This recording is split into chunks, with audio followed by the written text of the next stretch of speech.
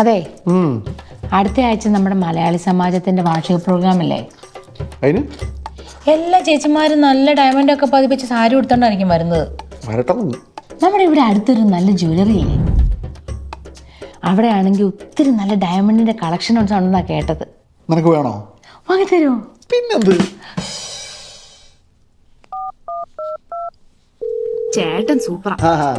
അതെ, എൻ്റെ പെണ്ണുമ്പിള്ളക്ക് ഒരു ഡയമണ്ട് നെക്ലസ് വേണമെന്ന്.